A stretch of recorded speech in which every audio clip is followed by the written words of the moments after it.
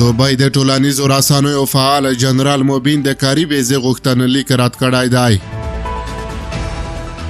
سلامونه ستړي مشئ، وخت مو په خیر، پام وکړئ د یاران ټي وي یوټیوب چینل څخه د نن ورځې تازه او مهمو خبرونو ته. راپورونه وایي چې د متحده عربي اماراتو د دوبۍ ځایي چارواکو د ټولنیزو رسنیو فعال جنرال موبین د کار ویزې غوښتنلیک رد کړی. په دوبۍ کې د ویزې خدماتو یو شرکت هم تایید کړه چې ځایي حکومت د جنرال موبین د اقامې او کار ویزې غوښتنلیک نه دی منلی. د اقامې تر ردېدو وروسته بیا جنرال موبین د دوبۍ له دولتي ادارو غوښتنه کړې ده چې د کاري ویزې د غوښتنلیک د رد په اړه د یو ځل بیا کتنه وکړي.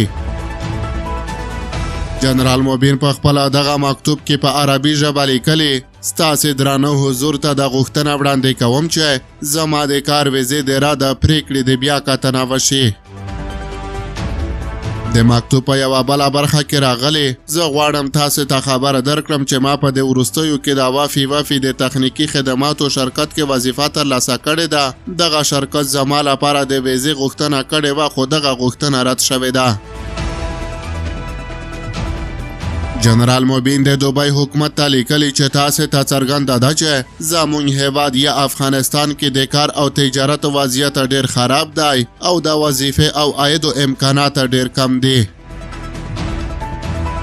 جنرال موبین په ټینګار سره ویلي: دا د غوښتنلیک منل به ماته د یوې واحدې عایداتي سرچینې فرصت راکړي څو خپل ځان او کورنۍ ته د عزت او ثبات ژوند برابر کړم. په دوبۍ کې د یوه ځایي شرکت مسؤلینو هم رسنیو ته وویل چې دا ځل هم معلومه نه ده چې د دوبۍ حکومت به د جنرال موبین د اقامې او یا هم د کار ویزې غوښتنلیک ومني او که نه.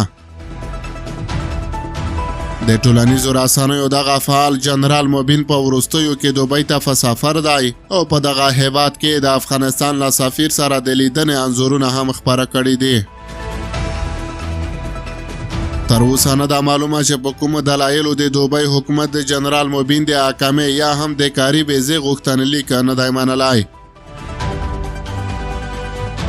جنرال موبین په افغانستان کې د نسلي غواو او یو شمېر نورو ځناورو فرمونه هم لري چې وخت په وخت یې په ټولنیزو رسنیو عکسونه، ویډیوګانې او معلومات هم خپروي.